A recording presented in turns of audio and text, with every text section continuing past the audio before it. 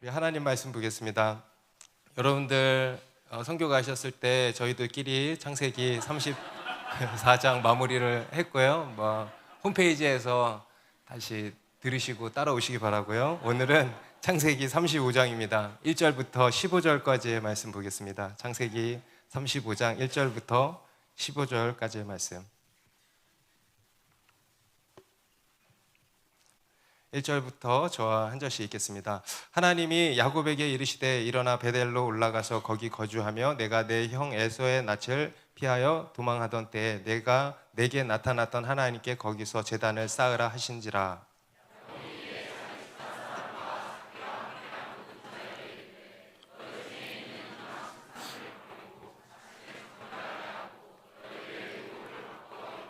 우리가 일어나 베델로 올라가자 내 환난 날에 내게 응답하시며 내가 가는 길에서 나와 함께 하신 하나님께 내가 거기서 제단을 쌓으려 하노라 하매.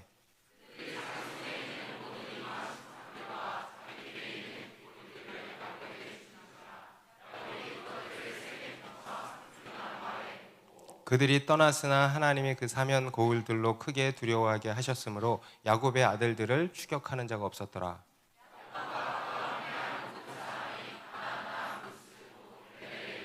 그가 거기서 제단을 쌓고 그곳을 엘베델이라 불렀으니 이는 그의 형의 낯을 피할 때에 하나님이 거기서 그에게 나타나셨음이더라.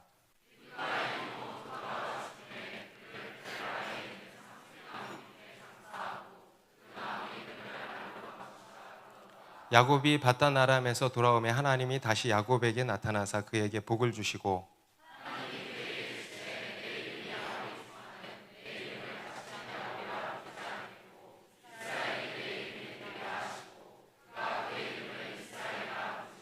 하나님이 그에게 이르시되 나는 전능한 하나님이라 생육하며 번성하라 한 백성과 백성들의 총회가 내게서 나오고 왕들이 내 허리에서 나오리라.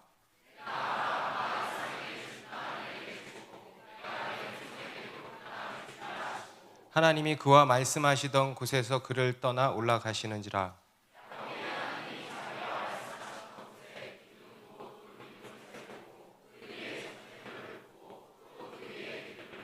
같이 읽습니다. 하나님이 자기와 말씀하시던 곳의 이름을 베델이라 불렀더라. 아멘. 네, 어떻게 올해도 하나님께서 최고의 은혜를 주셨습니까? 네, 우리가 매일의 삶 가운데에서도 하나님께서 우리를 만나주시고 또 우리와 동행해 주시는 은혜가 있습니다만 이 여름 단기 선교에 가면은 더 특별한 하나님과의 만남이 있는 것 같습니다.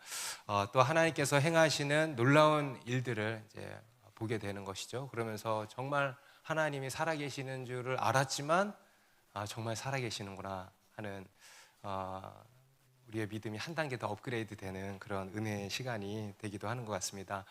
그런데 그와 함께 이 단기 선교의 또 하나의 묘미라 그럴까요? 우리가 얻게 되는 또 하나의 은혜라 그럴까요? 어떤 유익이 뭐냐 하면 우리가 이 여정을 통해서요 하나님의 비전, 하나님의 꿈을 보고 그 꿈을 마음에 품게 된다는 것입니다. 이 땅에서 맹목적으로 살아왔던, 맹목적인 성공을 쫓으며 살아왔던, 아둥바둥거리며 살아왔던 우리 인생의 회의를 느끼고 내 인생의 진정한 목표, 목적, 이 꿈에 대해서 조금이나마 생각하고 또 그 새로운 꿈을 품게 된다는 것입니다. 바로 하나님의 나라라고 하는 꿈이죠. 나의 인생도 이 하나님 나라를 위해서, 복음을 위해서 하나님께 쓰임받는 인생이 되고 싶다라고 하는 이런 꿈을 안고 오셨죠? 아멘입니까? 네, 이러한 꿈을 안고 돌아오게 된다는 것이 이 단기 선교의 참 큰 유익이라는 생각을 합니다. 우리가 창세기 말씀을 처음 시작할 때도 이런 꿈 그리고 비전에 대한 이야기로 시작을 했습니다. 비전의 사람들을 우리가 이제 살펴보기 시작한 것인데요. 아브라함부터 시작해서 이제는 야곱이라는 인물을 살펴보고 있죠. 이들 가운데 하나님께서 행하시는 일들은 다 매 한 가지였습니다. 하나님께서 그들을 찾아오셨고요. 그리고 그들 가운데 말씀하신 것입니다. 다시 말해서 그들에게 비전을 보여주신 겁니다. 그들에게 꿈을 주신 것이었습니다. 내가 너의 인생에 이러이러한 일을 행할 것이다. 내가 너의 인생을 통하여서 이러이러한 일들을 할 것이다. 내가 너를 열방의 복으로 세울 것이다 라고 하는 꿈을 주신 것입니다. 그리고 그것을 실제로 이루어 가시는 과정이 바로 이 성경의 이야기인 것입니다. 이것은 비단 이들만의 이야기가 아니고요, 오늘날 우리 그리스도인들의 이야기이기도 한 줄로 믿습니다. 하나님께서 우리에게 찾아오셔서 우리에게 꿈을 주신다라는 겁니다. 그래서 우리가 진짜 그리스도인임을 구분하는 매우 중요한 표지 중에 하나가 뭐냐면 바로 이 꿈이라는 거예요. 그에게 이러한 꿈이 있는가? 있다면은 그의 꿈은 과연 무엇인가? 이것을 통해서 그가 진정한 그리스도인인가를 우리가 구분할 수 있다라는 겁니다. 여러분에게 지금 꿈이 있습니까? 꿈이 있다면 그 꿈은 무엇입니까? 여러분, 그것이 우리가 진짜 그리스도인인지 살아있는 그리스도인인지 무늬만 크리스찬인지를 구분하는 표지가 된다는 겁니다. 그만큼 우리 그리스도인에게는 이 꿈이라고 하는 것이 너무도 중요하다는 겁니다.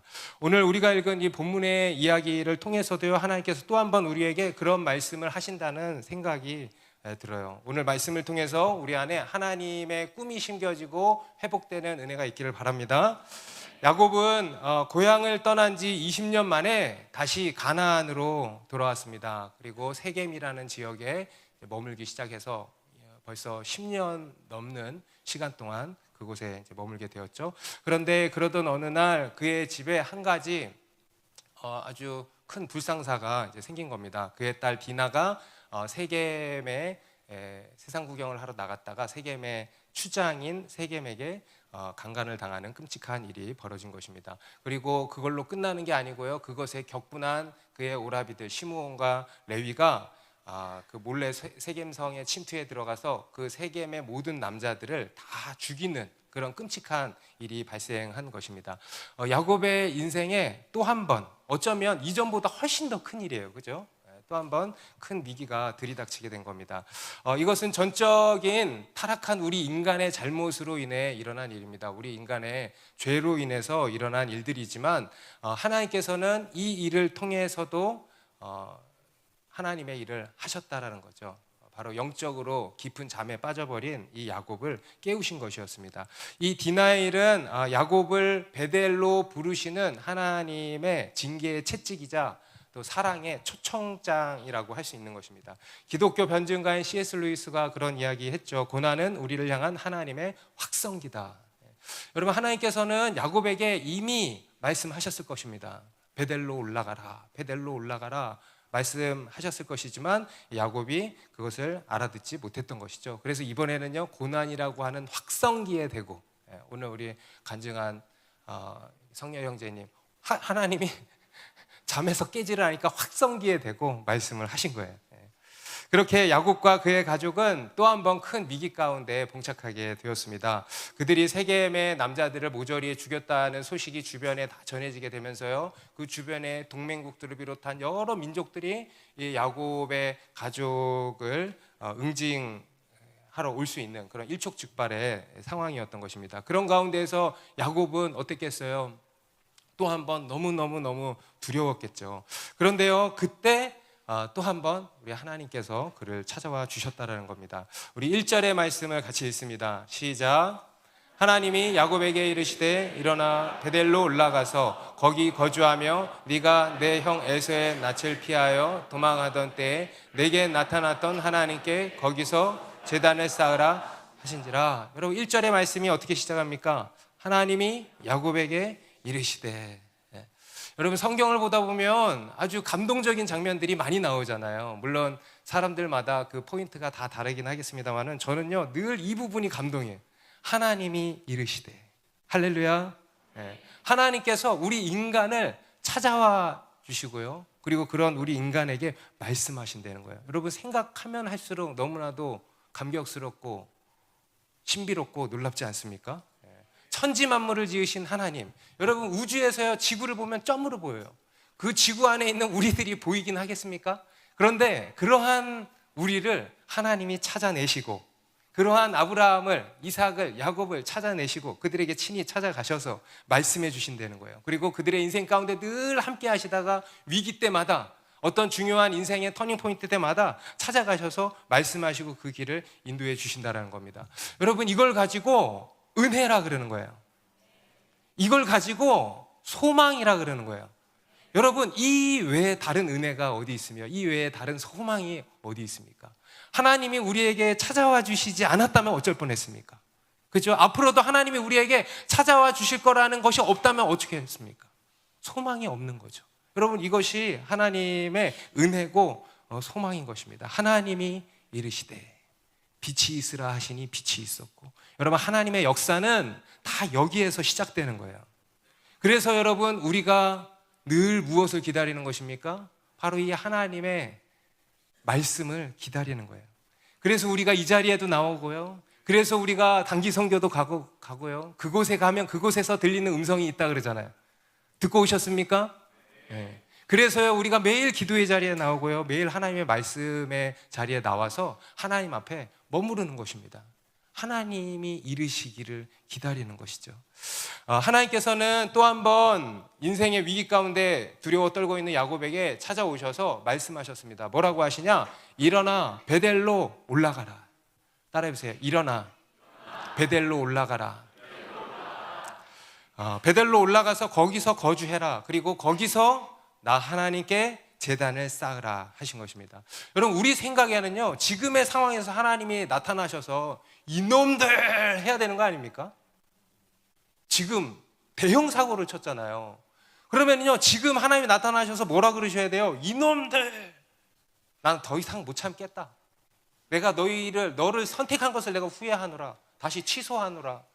내가 너희를 버리노라. 이렇게 하셔야 되는 거 아니겠습니까? 그런데요, 그렇게 하시는 게 아니고 뭐라 그러시냐? 다른 말씀 안 하세요. 일어나 베델로 올라가라. 여러분, 우리 하나님의 징계는 단순히 징계 자체의 목적이 있는 게 아닙니다. 우리 하나님의 징계는 회복의 목적이 있는 것입니다. 우리 하나님의 징계는 살리는 것에 목적이 있는 것입니다. 하나님의 징계는요, 우리를 향한 또 하나의 하나님의 사랑이라는 거예요. 믿으십니까? 네. 여러분, 베델이 어디죠? 베델, 루스라고 하는 지명이죠. 베델, 야곱이 처음으로 하나님을 만난 곳입니다. 여러분, 처음으로 하나님을 만난 순간이 있죠. 만난 장소가 있죠. 이 자리입니까? 아니면 서초동입니까? 아니면 말리포입니까? 네. 아니면 카메룬입니까? 네. 여러분들이 처음으로 하나님을 인격적으로 만난 그 장소에 바로 베델입니다. 야곱에게는 절대 그 평생에 잊을 수 없는, 지금도 30년이 지났지만 생생한, 가슴 벅찬 그 순간이 바로 베델입니다. 그때 야곱은요, 살아계신 하나님을 만난 겁니다. 아버지에게, 할아버지에게 말로만 듣던 그 하나님을 자기가 직접 눈으로 보고 직접 그 음성을 자기 귀로 듣게 된 것입니다. 여러분, 그림만으로 보던 호랑이를요, 진짜 만난 거예요. 여러분, 한번 상상을 해보세요. 제가 얼마 전에 산에 갔다가 고라니를 직접 만났어. 오, 무섭더라고. 네. 저 멀리서만 봤는데, 그림으로만 봤는데 만나니까요, 완전히 차원이 다른 거예요. 그렇게 야곱이 하나님을 만나고, 그리고 그곳에서 하나님의 놀라운 약속의 말씀을 받은 것입니다. 그게 바로 베델이에요. 그리고 그 베델로 다시 올라가라고 말씀을 하시는 거예요. 오늘 이 하나님께서 야곱에게 일어나 베델로 올라가라고 하신 것은 도대체 무슨 의미일까? 그냥 너 나랑 약속한 거 왜 안 지켜? 약속 지켜라고 하는 이런 단편적인 의미일까? 물론 그게 아니겠죠. 물론 여러분, 약속은 당연히 지켜야 됩니다. 그런데요, 이 안에는 또 한 가지 아주 궁극적인 중요한 의미가 담겨 있습니다. 뭐냐면요, 바로 영적인 회복을 의미하는 것입니다. 리바이벌, 부흥이라고도 하죠. 영적인 회복과 부흥을 의미하는 것입니다. 하나님께서는요, 지금 철저히 죽고 메말라버린 이 야곱의 인생과 그의 집에 찾아오셔서 그들을 살리시는 거예요. 그들 가운데 영적인 회복과 부흥을 일으키고 계신다라는 것입니다. 여러분, 오늘 우리 가운데에도 그냥 단순히 말만이 아니고 우리 가운데도 이러한 영적인 회복과 부흥의 은혜가 있기를 바랍니다. 예. 그러면 오늘 하나님께서 야곱에게 행하신 이 회복은 구체적으로 어떤 것이었는가 오늘 본문을 통해서 좀 살펴보겠는데요. 첫 번째 바로 거룩함의 회복이었다라는 거예요. 한번 따라해 보시겠어요? 거룩함을 회복하라. 우리 2절 3절의 말씀입니다. 같이 읽습니다. 시작. 야곱이 이에 자기 집안 사람과 자기와 함께한 모든 자에게 이르되 너희 중에 있는 이방 신상들을 버리고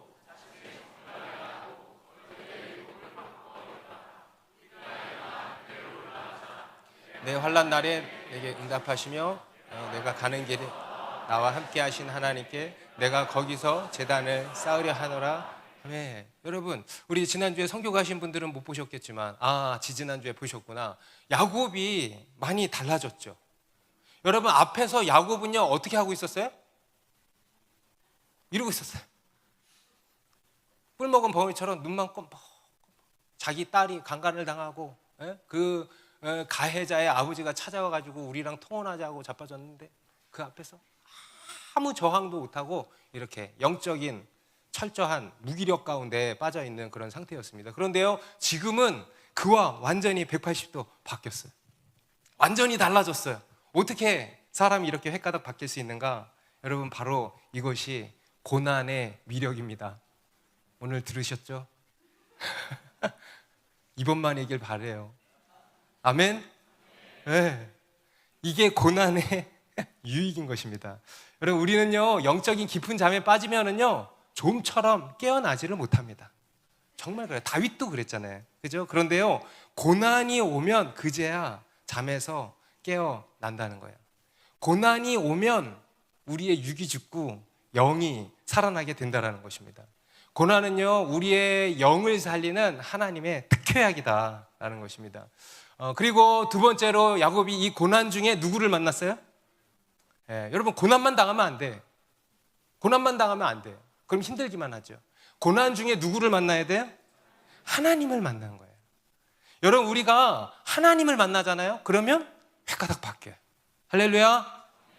여러분, 오늘 이 야곱은요 하나님을 만나고 획가닥 다른 사람이 된 거예요. 여러분, 사도 바울도 사울이었을 때 다메섹으로 가던 길에 그 도상에서 예수님을 만났죠. 그리고 어떻게 됐어요? 딴 사람이 됐어요. 사울이 바울이 된 거예요. 여러분, 성 어거스틴이지만 그도요 젊었을 때 허랑방탕한 삶을 살았습니다. 32살까지. 그러다가 32살에 하나님을 극적으로 만나고 인생이 획가닥 바뀐 거예요. 그러면서 기독교 2000년 역사 가운데 바울 다음으로 가는 기독교 거성이라고 이름을 남기게 된 것입니다. 여러분, 이게요 하나님의 능력이에요. 여러분, 이 세상에 어떠한 인생도, 어떠한 실패한 인생도요 하나님을 만나면 다 바뀝니다. 어떠한, 죄송해요 이런 표현 써서, 어떠한 개차반 인생도 하나님을 만나면 다 변화되는 거예요. 아멘. 네. 야곱이 그렇게 바뀐 것입니다. 그리고요 이제는 분명하게 딱 리더십을 발휘하고 있는 거예요. 뭐라고 하냐? 자기 집안 사람과 자기와 함께한 모든 자에게, 자기에게 속한 모든 사람들이죠. 그들에게 너희 중에 있는 이방신들을 버리고 자신을 정결하게 하고 너희들의 의복을 바꾸어 입으라. 총 몇 가지예요? 몇 가지야? 네, 정신들을 차리세요. 먼저는 뭐라 그럽니까? 이방 신상들을 버리라는 거예요. 그 당시에 그 사람들이 가지고 있었던 이런 개인 소장하고 있었던 이런 우상들이죠. 나무나 은으로 만든 이런 작은 소장용 우상. 우리 앞에서 라헬이 아버지의 집에서 훔쳐나온 그런 드라빔이라고 하는 그런 우상, 이런 것들을 이야기하는 겁니다. 야곱은요 이제서야 깨달은 거예요. 자기 집의 첫 번째 문제는 뭐였냐? 바로 이 우상의 문제라는 것을 이제야 깨닫게 된 것입니다. 여러분, 우리 인간의 첫 번째 문제가 뭘까요? 네, 바로 우상의 문제인 것입니다. 여러분, 우리가 지금 처해 있는 많은 어려움, 많은 문제들의 근본적인 문제가 무엇이냐? 바로 우상의 문제라는 거예요. 하나님께서는 야곱이 라반의 집에서, 사실 그 이전부터겠죠. 그런데 라반의 집에서 나올 때부터 이 문제를 지적하셨어요, 안 하셨어요? 그 라반을 통해서 지적하셨어요, 안 하셨어요? 지적하셨다는 거예요. 경고하셨다는 거예요. 그 이후에도 하나님이 꾸준히 말씀하셨을까 안 하셨을까? 말씀하셨다는 거예요. 우상을 제거해라. 그런데요, 야곱이 그것을 좀처럼 깨닫지도 못하고 행하지도 못했다라는 거예요. 그러다가 이제야 고난이 오니까 이러한 일을 행하고 있다라는 것입니다. 여러분, 이걸 가지고 은혜라 그러는 거예요. 아멘. 여러분, 이걸 가지고 바로 부흥이라 그러는 것입니다. 이걸 가지고 영적인 회복이라고 하는 것입니다. 하나님께서 야곱의 가정에 일으키시는, 행하시는 부흥의 첫 단계가 뭐냐? 바로 거룩함의 회복이에요. 그리고 그것의 첫 번째 미션이 뭐냐? 우상을 버리라는 거예요. 우상을 버리려면 어떻게 해야 될까? 먼저는 우상이 깨달아져야 돼. 여러분, 사람들에게 우상을 버리라고 그러면요, 저 우상 없어요. 저는 제 자식 우상으로 삼지 않아요. 막 거짓말을 이렇게 하죠. 그죠? 우상을 깨닫지를 못하는 거예요. 그런데요, 하나님의 은혜로 조명이 되니까 우상인 것이 깨달아지게 되고, 깨달아지면요, 그것을 버리게 되는 것입니다. 여러분, 이 우상의 문제는 타락한 우리 인간의 근본적인 문제 중에 하나입니다. 우리 인간의 대표적인 죄성 중에 하나가 바로 이겁니다. 우리는 끊임없이 우상을 만들어낸다. 여러분, 종교개혁가 존 칼빈이 우리 인간의 마음을 두고 뭐라 그랬죠? 우상공장이다 그랬어요. 우리 인간의 마음은 우상공장과 같다. 그만큼 우리는 끊임없이 우상을 만들어낸다 이거예요. 하나님 외에 다른 신, 하나님 외에 다른 신을 계속 만들어낸다. 우상공장이다 이겁니다. 그런데 여러분, 우리 하나님께서는 뭐라고 말씀을 하십니까? 우리 신명기 6장 4절에 보면 우리 하나님 여호와는 오직 유일한 여호와시니, 유일신사상이라 그러죠.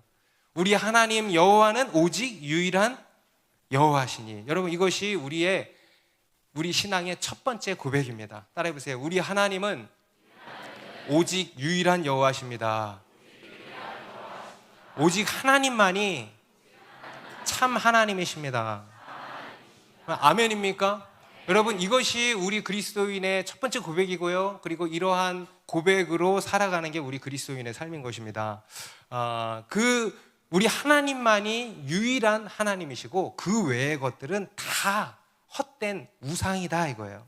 여러분, 성경이 이 우상을 두고도 이렇게 말씀을 하는데요. 이사야서 45장 20절에 보면 이방 나라에서 살아남은 자들아 모여오너라, 다 함께 가까이 오너라. 나무 우상을 들고 다니는 자들과 구원하지도 못하는 신에게 기도하는 자들은 무지한 자들이다. 예레미야 10장 5절에도 그것들은 논에 세운 허수아비가 같아서 말을 하지 못한다. 걸어 다닐 수도 없으니 늘 누가 메고 다녀야 한다. 그것들은 사람에게 재앙을 내릴 수도 없고 복도 내릴 수 없으니 너희는 그것을 두려워하지 말아라. 이게 우상이에요. 그렇게 우스꽝스러운 거라는 거예요. 그거를 니네가 막 짊어지고 다닌다는 거예요. 인간이 없으면 존재하지 못하고 유지되지도 못하는 그 우상을 신으로 여기고 너희가 살아가고 있다. 우상은 정말 아무것도 아니라는 거예요. 그것은 너희를 지켜주지도 보호해주지도 너희에게 아무것도 복도 줄 수 없다. 너희를 행복하게 해주지 못한다. 그것을 알라는 것입니다. 여러분, 오늘날 현대인들이 우상을 삼고 있는 대표적인 게 뭐예요? 뭐니 해도 머니잖아요. 그죠? 다 돈신, 돈을 신으로 삼고 섬기고 그것에 헌신하며 살아가는 거예요. 그런데 여러분, 돈이면 답니까? 물론 돈이 필요하죠. 그죠? 어떤 부분 유익하죠. 있어야 합니다. 그런데요, 돈이 우리의 인생을 책임져 주냔 말이에요. 돈이 우리를 행복하게 해줍니까? 아니면 더 골치 아프게 만듭니까? 돈을 숭배하면요, 행복해지려고 그렇게 하는 건데 오히려 더 골치 아픈 일만 생기는 거예요. 여러분, 돈이 나에게 진정한 평안을 가져다 주고 만족을 가져다 줍니까? 록펠러가요, 그렇게 미국의 최고 갑부였는데 당신은 당신의 부에 대해서 만족하냐 했을 때 만족하지 않는다 그랬어요. 얼마나 더 벌어야 만족하겠냐? 그러니까 조금만 더라 그랬어요. 조금만 더. 끝이 없어요. 돈이요, 우리 인생에 참된 행복을 가져다 줄 수 없다라는 거예요. 돈뿐입니까? 다른 것들 다 마찬가지예요. 자식 어렸을 때나 이쁘죠. 커봐. 얼마나 속을 세게, 얼마나. 왼수야 왼수. 그래요, 안 그래요? 여러분, 어머니한테 물어보세요. 다 똑같이 얘기하시죠. 여러분, 우상은요, 아무것도 아니에요. 우상은 우리를 지켜주지도 보호해주지도 우리를 만족해주지도 우리를 행복하게 해줄 수가 없다라는 거예요. 그런데요, 우리가 그것을 알면서도 어떻게 해요? 온갖 우상을 만들어내고 그것을 의지하며 산다는 거예요. 그게 우리 인간의, 타락한 우리 인간의 무지함이고 어리석음이라는 것입니다. 여러분, 우리를 책임지시는 분은 오직 하나님 한 분이십니다. 우리 하나님 여호와는 오직 유일한 여호와이시니. 할렐루야. 다시 한번, 우리 하나님 여호와는 오직 유일한 여호와시니. 아멘입니까? 오직 하나님만이 하나님이신 거예요. 돈은 그냥 돈일 뿐인 거예요. 자식은 자식일 뿐인 거예요. 집은 집일 뿐인 거예요. 그 이상의 가치와 의미를 부여하지 마시라는 거예요. 그게 어떻게 하나님이 됩니까? 오직 하나님만이 참 하나님이 되신다는 거예요. 그 하나님만을 바라고 그 하나님만을 섬기라는 거예요.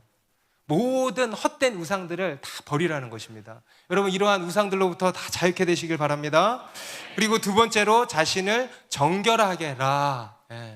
자신의 죄와 이런 부정함을 씻어내라는 거죠. 뒤에 가면 하나님께서 이스라엘 백성들에게 이제 율법을 주시는데, 그 율법에 그 정결케 하는 의식에 대해서도 말씀을 하시는데요.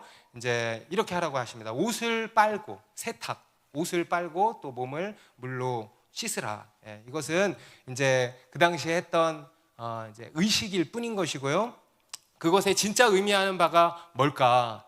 물론 우리의 마음과 말과 생각과 행실과 이러한 것들을 깨끗하게 유지하는 것을 이제 의미하는 것일 겁니다. 그런데요, 이것이 의미하는 진짜 또 한 가지 의미가 있어요.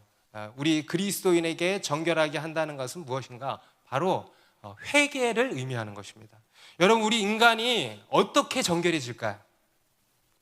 스스로 열심히 깨끗하게 막 살면 정결해질까요?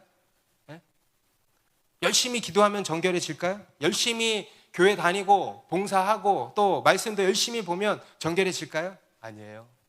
우리는 오직 회개해야 하는 것입니다. 하나님 앞에 내 죄를 자백하고 용서를 구하고, 그리고 예수 그리스도의 보혈을 의지하여서 죄사함을 받는 거예요. 아멘? 그것만이 우리가 정결케 되는 유일한 길이라는 겁니다. 우리 요한일서 1장 9절 같이 읽습니다. 시작. 만일 우리가 우리 죄를 자백하면 그는 미쁘시고 의로우사 우리 죄를 사하시며 우리를 모든 불의에서 깨끗하게 하실 것이요. 여러분, 우리가 깨끗게 되는 길은요, 오직 예수 그리스도의 보혈의 능력밖에 없다라는 거예요. 그래서 그 하나님 앞에 나아가서 우리의 죄를 자백하면, 곧 회개하면 예수 그리스도의 보혈로 우리를 정결케 하신다라는 것입니다. 할렐루야. 여러분, 이게 또한 바로 부흥입니다. 이게 또한 우리가 입어야 할 은혜입니다. 우리의 죄인됨을 깨닫고 회개케 되는 거예요. 그래서 예수 그리스도의 보배로운 피로 씻음을 받게 되는 것입니다. 여러분, 은혜 중에 최고의 은혜가 뭐라 그랬어요? 죄가 깨달아지는 은혜. 여러분, 이번에 우리 선교 가셔서 은혜 많이 받았죠? 어떤 은혜를 받았습니까? 내가 얼마나 죄인인지를 깨닫는 은혜를 받으셔야 되는 거예요. 여러분, 은혜 중에 최고의 은혜는 뭐냐? 죄가 깨달아지는 은혜, 회개케 되는 은혜. 나는 정말 죄인이구나 라는 것이 깨달아지는 은혜. 죄가 더한 곳에 은혜가 더욱 넘쳤다 그랬어요. 여러분, 이게 바로 참된 은혜고요, 이것을 가지고 부흥이라 그러는 것입니다. 그리고 세 번째로 이렇게 명하죠. 너희 의복을 바꿔 입으라. 이것은 무엇을 의미할까? 너희 의복을 바꿔 입으라. 바로 새로운 삶에 대한 결단이에요. 여러분, 참된 회개에는요, 항상 무엇이 따라야 됩니까? 회개에 합당한 열매가 따라야죠. 여러분, 회개가 뭡니까? 회개. 그냥 잘못했습니다, 그냥 눈물 찔끔 흘리고 내 죄를 고백하고 용서받고 끝나는 게 회개입니까? 아니죠. 여러분, 참된 회개란 뭐냐면 돌이키는 거예요. 죄에서 돌이키는 거예요. 여전히 죄 가운데 있으면서 하나님 잘못했습니다, 용서해 주세요, 이거는 회개다 아니다? 아니다. 여전히 그 길로 내 멋대로 가고 있으면서 회개합니다, 주님 용서해 주세요, 이거 회개다 아니다? 아니다. 회개는요, 돌이키는 거예요. 돌이키는 결단이 수반되어야 하는 것입니다. 여러분, 예수님께서 이렇게 말씀하셨죠. 내 눈이 범죄하게 하면 눈을 빼버리라 그랬어요. 내 손이 범죄하면 내 손을 잘라내버리라 그랬어요. 그러한 단호한 결단이 있어야 한다. 그러한 새로운 삶에 대한 결단을 촉구하고 있는 것입니다. 우리 로마서 13장 12절부터 14절에도요, 사도 바울이 이렇게 말씀합니다. 같이 읽습니다. 시작. 밤이 깊고 낮이 가까웠으니 그러므로 우리가 어둠의 일을 벗고 빛의 갑옷을 입자. 낮에와 같이 단정히 행하고 방탕하거나 술 취하지 말며 음란하거나 후색하지 말며 다투거나 시기하지 말고 오직 예수 그리스도로 옷 입고 정욕을 위하여 육신의 일을 도모하지 말아라.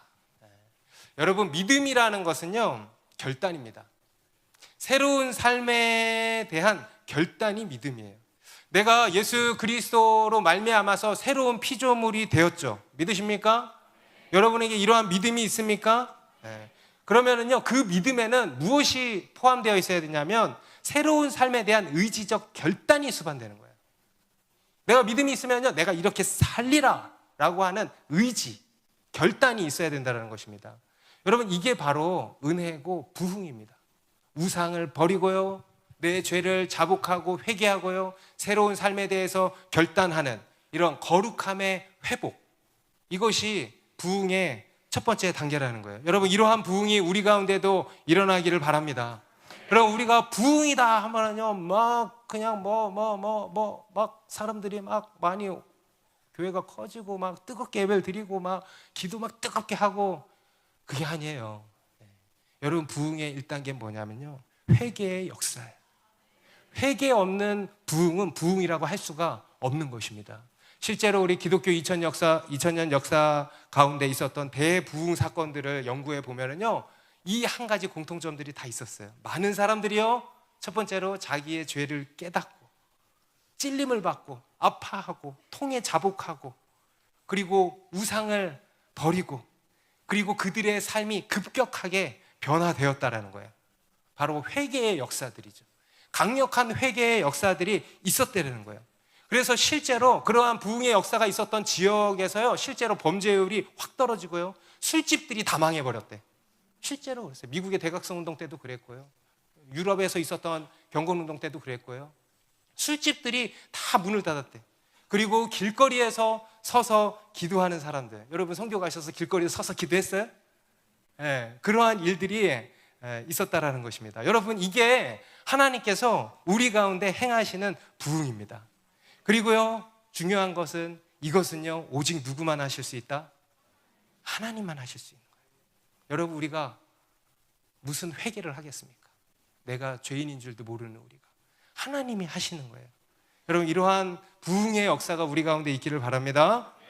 그리고 두 번째로 하나님께서 야곱의 집에 행하시는 부흥은 어떤 것이었는가? 바로 예배의 회복이었다라는 거예요. 우리 6절 7절 말씀입니다. 시작.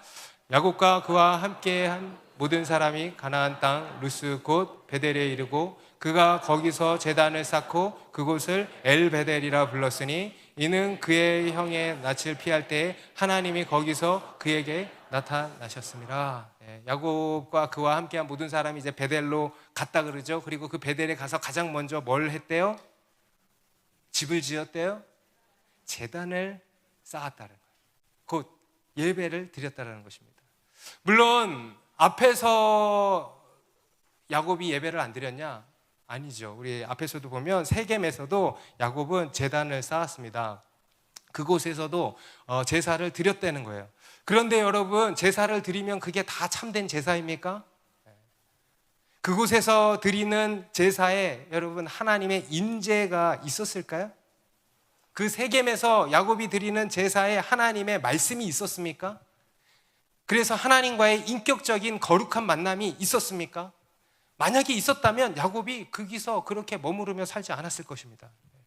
여러분, 우리가 아무리 이 자리에 나와서 예배를 드린다고 해도요, 다 그게 예배가 되는 것은 아닌 거예요. 여러분, 참된 예배에는요, 꼭 있어야 하는 몇 가지 조건들이 있습니다. 첫 번째, 하나님의 임재가 있어야 돼. 하나님께서 우리 모임 가운데 임재해 주셔야 하는 것입니다. 그래서 이 하나님의 임재를 느껴야 하는 거예요. 그리고 두 번째, 하나님의 살아있는 말씀이 있어야 돼. 그래서 우리에게 주시는 그 하나님의 음성을 들을 수 있어야 되는 것입니다. 그리고 세 번째로, 그로 인해서 우리 안에 솟구쳐 올라오는 감사와 찬양과 기쁨과 감격과 경배가 일어나야 한다는 것입니다. 그래서 그러한 예배는요, 우리 삶에 지대한 영향을 끼칠까 안 끼칠까? 지대한 영향을 끼치는 그런 능력이 되어야 한다는 거예요. 여러분, 이게 예배예요. 예배는 굉장히 신령하고 거룩하고 능력 있는 것입니다. 살아있는 거예요. 이것이 살아있는 예배고 참된 예배라는 것입니다. 그런데 야곱이 이 세겜에서 드린 제사가 그랬냐는 거예요. 그것은요, 지극히 종교적이고 습관적이고 의무적이고 형식적인 예배 행위에 불과했던 것입니다. 그런데 이 베델에서 드리는 예배는 어떻습니까? 우리 9절에 보니까요, 하나님께서 야곱에게 나타나셨다는 거예요. 임재하셨다는 거예요. 그리고 복을 주셨다는 거예요. 그리고 말씀하셨다는 거예요.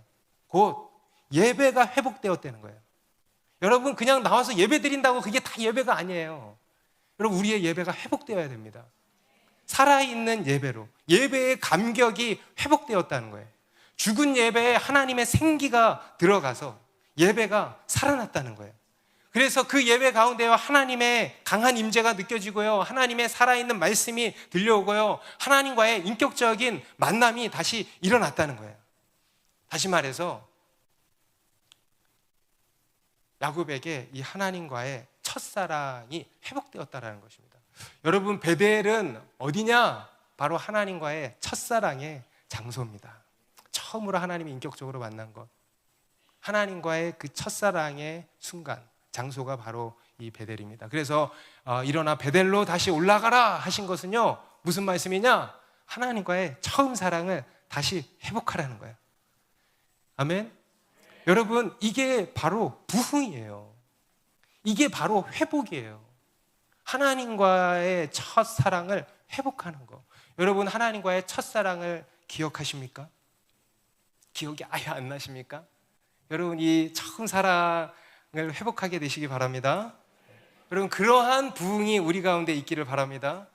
우리 여름 사역 가운데, 우리 이제 다음 주에 있는 여름 수련회 가운데요, 이런 예배의 감격이 회복되고요, 하나님과의 처음 사랑을 다시 회복하고요, 다시 일어나 베델로 올라가는 은혜가 있기를 바랍니다.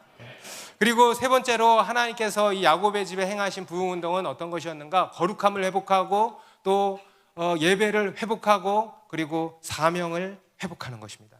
하나님께서 일어나 베델로 올라가라, 이것은요, 사명을 회복하라는 거예요.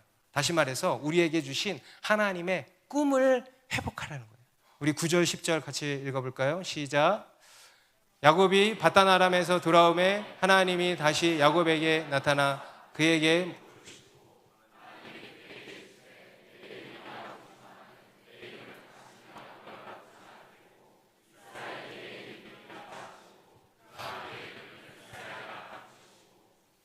야곱이 베델로 올라갔을 때 하나님께서 다시 야곱에게 나타나셔서 그에게 복을 주셨다 그러죠. 어떤 복이죠? 보니까 앞에서 이미 주셨던 그 복을 또 주신 거예요.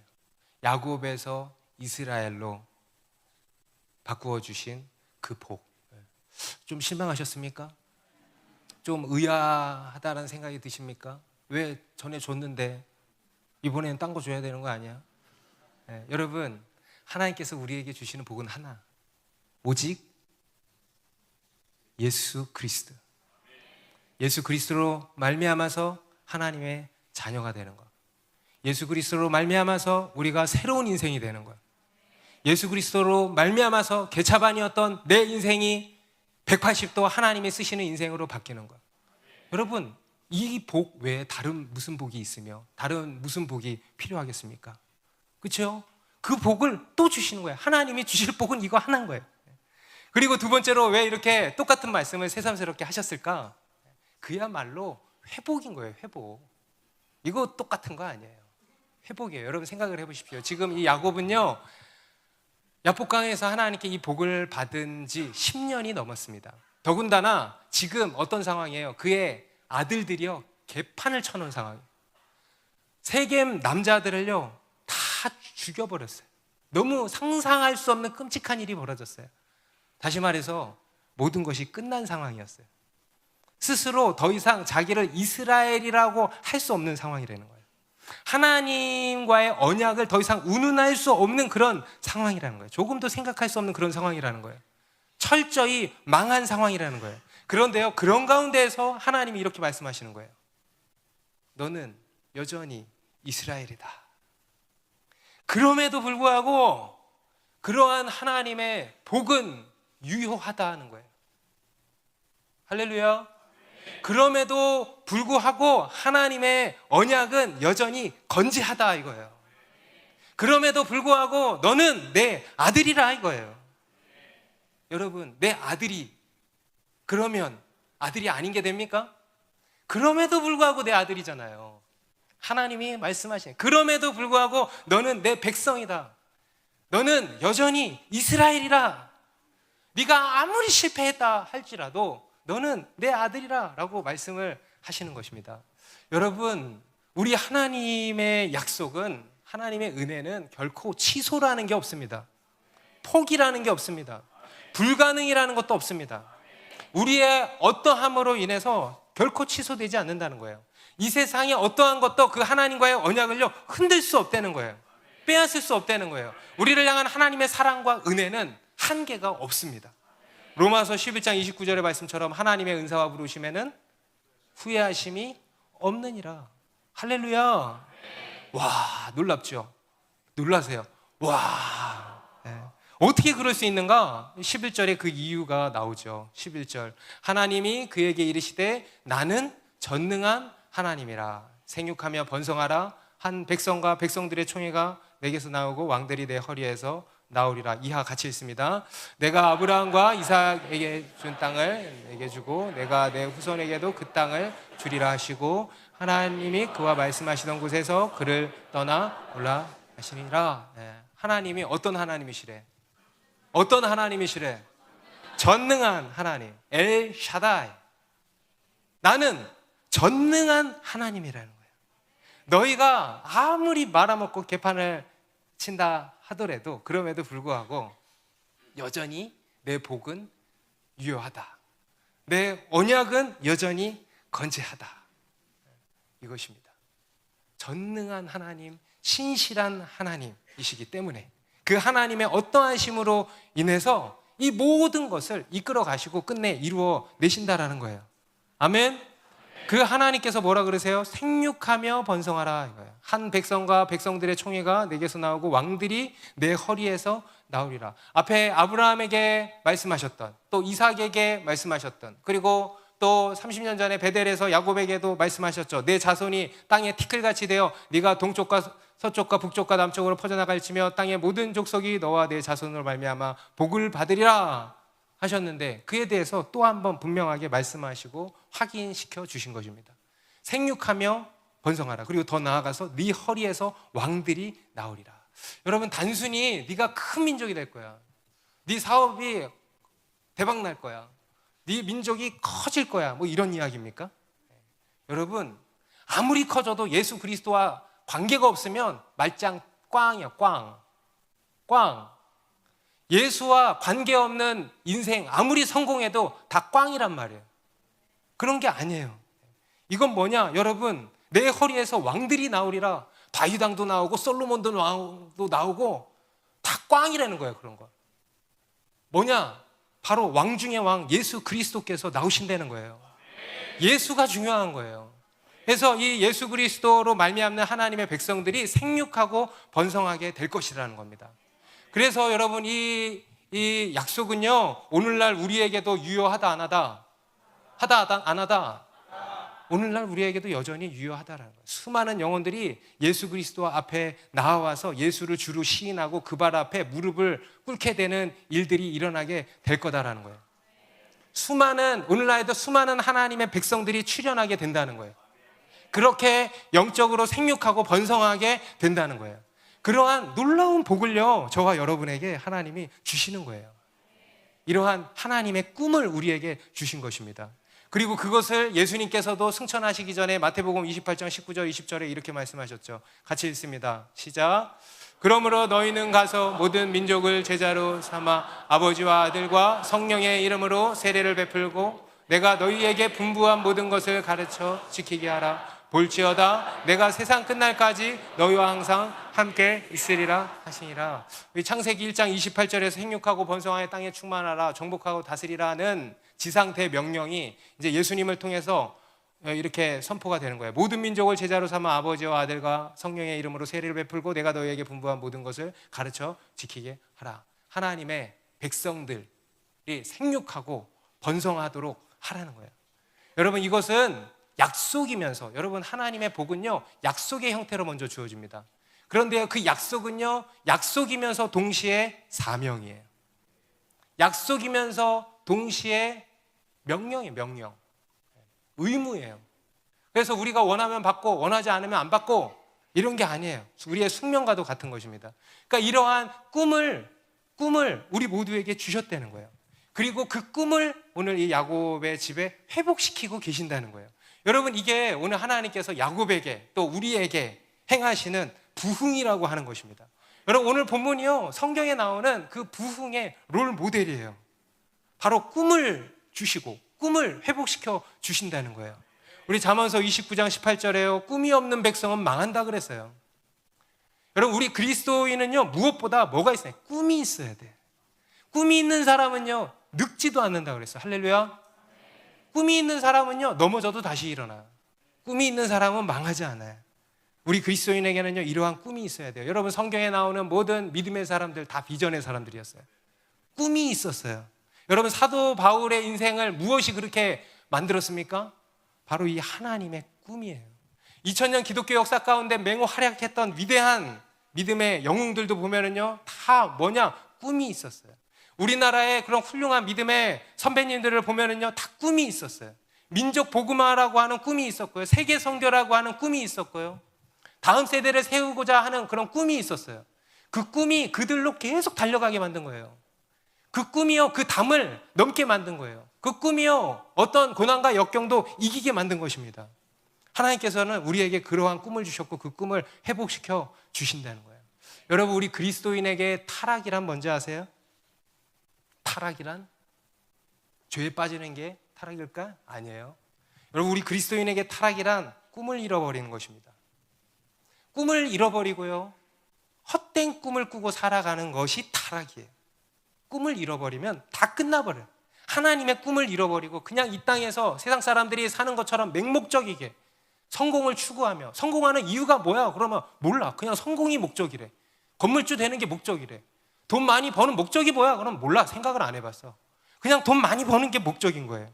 맹목적인 성공을 쫓으면서 살아가는 거예요. 그게 바로 타락 아닙니까? 여러분, 인간과 동물, 인간과 원숭이의 차이점이 뭔지 아세요? 인간은 꿈을 꿔요. 그런데 원숭이는 꿈이 없어요. 자다가 꿈을 꾸는지는 모르겠어요. 그런데요, 이런 비전이 없어요. 그런데요, 우리 인간은 꿈이 있어요.